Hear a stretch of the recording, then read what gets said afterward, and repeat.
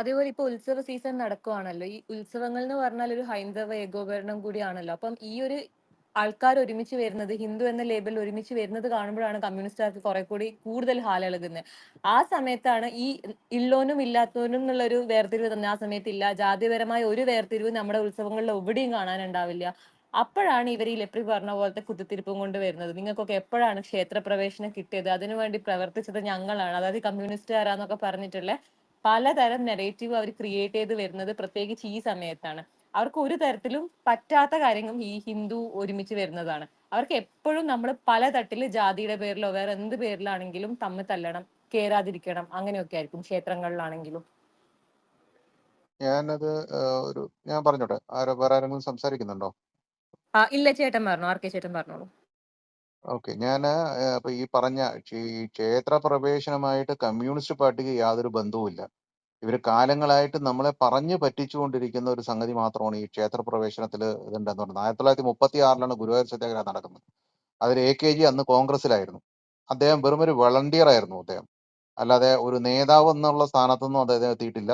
അത് കേളപ്പനാണ് അന്ന് അത് മുന്നിട്ട് നിന്ന് നടത്തിയിരുന്നത്, അതിന്റെ ലീഡർ, ആ സത്യാഗ്രഹത്തിന്റെ ലീഡർ.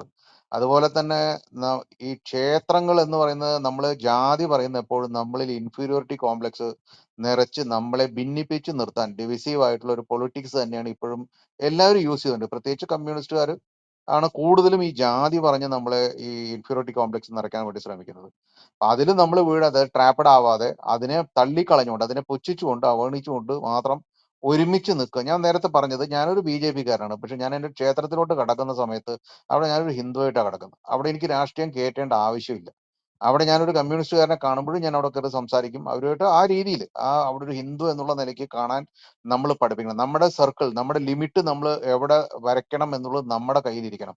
അത് ഓരോ ഹിന്ദുവും പഠിക്കണം. ഒരു ക്ഷേത്രത്തിൽ എത്തുന്ന സമയത്ത് ഞാനൊരു ഹിന്ദുവാണ്, ഞാൻ അവിടെ ഒരു രാഷ്ട്രീയക്കാരനല്ല.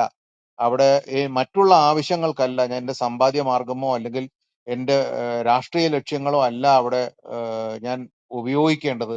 ഒരു ഹിന്ദു എന്നുള്ള നിലയ്ക്ക് അവിടെ യൂണിറ്റി ഉണ്ടാക്കിയെടുക്കാനും ആ ക്ഷേത്രത്തിന്റെ ഉന്നമനത്തിനും, ഒരു ക്ഷേത്രം എന്ന് പറയുന്നത് തന്നെ ആ ദേശത്തിന്റെ അല്ലെങ്കിൽ ആ ഒരു ഏരിയയുടെ ഉന്നമനത്തിന് വേണ്ടി ഉണ്ടായിട്ടുള്ളതാണ്, അല്ലെങ്കിൽ അവരുടെ ഒരു ഐക്യത്തിന് വേണ്ടി ഉണ്ടായിട്ടുള്ളതാണ്.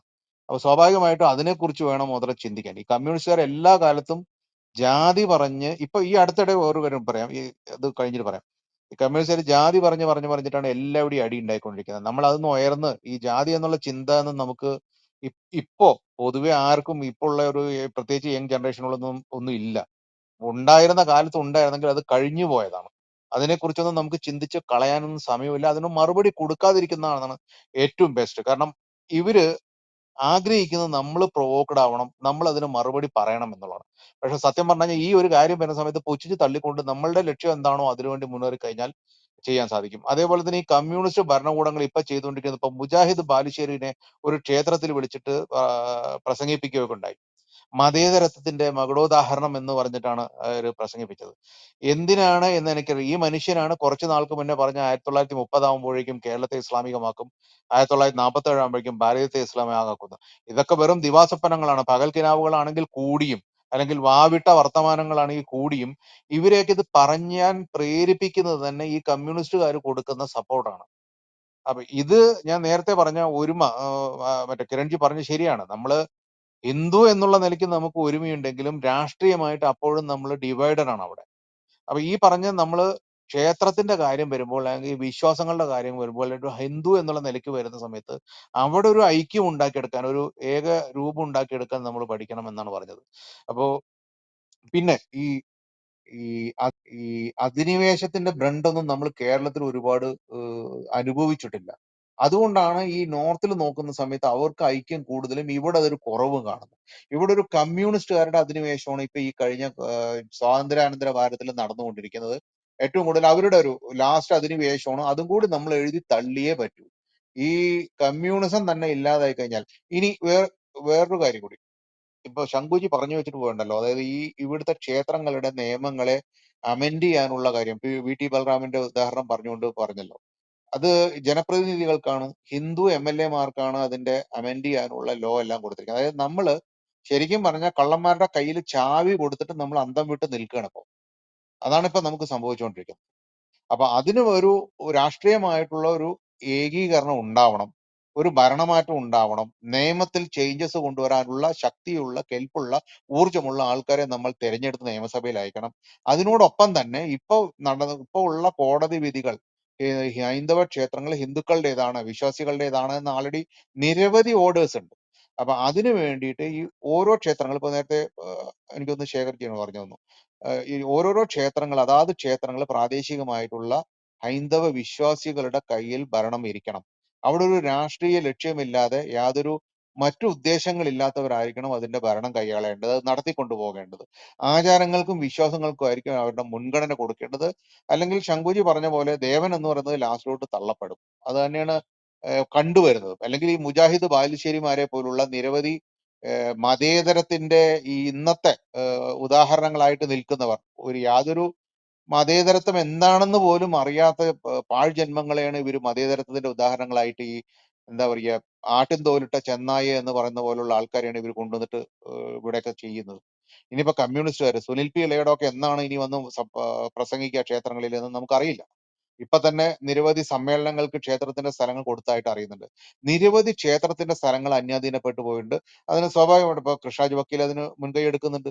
നിങ്ങളുടെ സ്ഥലത്തുള്ള അതാത് ക്ഷേത്രങ്ങൾ പ്രാദേശികമായിട്ട് കിടക്കുന്നത് ഒന്നില്ലെങ്കിൽ ക്ഷേത്ര സംരക്ഷണ സമിതിയെ സമീപിക്കുക, ക്ഷേത്രങ്ങളെ കുറിച്ച് കൂടുതൽ പഠിക്കുക, അറിയുക, അതിന് വേണ്ട കാര്യങ്ങൾ അരുൺജി പറഞ്ഞതുപോലെ തന്നെ ആ പ്രാദേശികമായിട്ട് നിന്നുകൊണ്ട് തന്നെ ചെയ്യാൻ ശ്രമിക്കുക.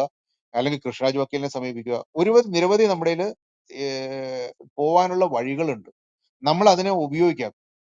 കൃത്യമായിട്ട് നമുക്ക് അതിനെ എങ്ങനെ ഉപയോഗിക്കണം എന്നുള്ള കൂടി ഒരു കൂട്ടായ്മ രൂപീകരിച്ചുകൊണ്ട് അതിനെ പഠിപ്പിക്കുക. മറ്റുള്ളവർക്ക് ബോധവൽക്കരണം നടത്തി എല്ലാവരെയും അറിയിക്കുക.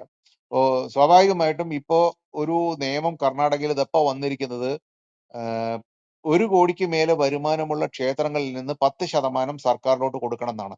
100% ക്ഷേത്രങ്ങൾ എടുത്തുകൊണ്ടിരിക്കുകയാണ്. ഇവിടെ ഞങ്ങളൊന്നും എടുക്കുന്നില്ല എന്ന് പറയുമെങ്കിൽ ഈ പൈസ മുഴുവൻ കിടക്കുന്നത് ട്രഷറിയിലാണ്.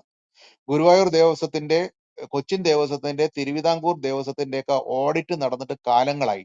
ടി.ജി. സാറ് അതിന്റെ ഒരു കേസ് നടത്തിയിട്ടുണ്ട്. എനിക്ക് തോന്നുന്നു നമ്മുടെ മഹേന്ദ്രൻ കേസ് കൊടുത്തിട്ടുണ്ട്. ഇതിന്റെയൊക്കെ ഓഡിറ്റ് നടന്നിട്ട് കാലങ്ങളായി. ഇതിന്റെ ഒന്നും ഒരു കണക്കില്ല. അവരുടെ സ്വത്ത് എത്രയാണെന്നോ സ്വർണം എത്രയാണെന്നോ ഇതിന്റെ ഒന്നും ഒരു കണക്കുമില്ല. ഈ ട്രഷറി കിടക്കുന്ന കാശ് മുഴുവൻ ഉപയോഗിക്കുന്നത് സർക്കാരുമാണ്. എന്നിട്ട് ഇവര് പറയുന്നു ഞങ്ങളൊന്നും എടുക്കുന്നില്ല, ഞങ്ങൾ അങ്ങോട്ടാ കൊടുക്കുന്നത്. അങ്ങോട്ട് കൊടുക്കുന്നത് ആന്വിറ്റിയാണെന്ന് നമുക്ക് എല്ലാവർക്കും അറിയാം. അത് വളരെ തുച്ഛമായിട്ടുള്ള വർഷങ്ങൾക്ക് മുന്നേ ഈ ഗവൺമെന്റ് ഉണ്ടാക്കിയ സമയത്തുള്ള ആ സംഖ്യയാണ്. അതിന്റെ പണപ്പെരുപ്പം അനുസരിച്ചുള്ള ഇന്നത്തെ വില തിട്ടപ്പെടുത്തിയിട്ടുമില്ല, അതിനനുസരിച്ച് അത് കൂട്ടിയിട്ടുമില്ല. അപ്പൊ ഇതൊക്കെ ഇപ്പോഴാണ് നമ്മൾ ഈ പറയുന്ന ഐക്യം വേണ്ടത്. നമ്മൾ ഈ പറഞ്ഞത് വെള്ളായണി ക്ഷേത്രത്തിൽ അതൊരു നല്ലൊരു ഉദാഹരണമാണ്. അവിടെ ഉള്ളവർ ഒന്നിച്ച് നിന്നുകൊണ്ട് മാത്രമാണ് അത് സക്സസ് ആയത്. അതിനി മുന്നോട്ട് പോകട്ടെ. അങ്ങനെയുള്ളവർക്ക് കൈ അയച്ച് നമുക്ക് പരമാവധി സോഷ്യൽ മീഡിയയിലൂടെയും അല്ലെങ്കിൽ അവർക്ക് ആരെങ്കിലും അറിയുമെങ്കിൽ അവരെ വിളിച്ച് സപ്പോർട്ട് കൊടുക്കുക. കേരളത്തിൽ ഉടനീളമുള്ള ആൾക്കാർ അങ്ങോട്ടും ഇങ്ങോട്ടും ബന്ധം വെക്കുക. ഒരു കൂട്ടായ്മകൾ രൂപീകരിക്കുക. ഓരോ ഇതുണ്ടായിരിക്കണം. നമുക്കൊരു സ്റ്റേറ്റ് ലെവൽ ഒരു കോർഡിനേഷൻ കമ്മിറ്റികൾ ഉണ്ടായിരിക്കണം അതിന്. ഹൈന്ദവരുടെ ഒരു കൂട്ടായ്മ. അതുണ്ടെങ്കിൽ മാത്രമേ ഇനി ഈ കാര്യത്തിൽ ഒരു ഗുണപരമായിട്ടുള്ള മുന്നോക്കം അല്ലെങ്കിൽ ഒരു നീക്കുപോക്ക് ഉണ്ടാവൂ എന്നാണ് എനിക്ക് പറയാനുള്ളത്. Thank you.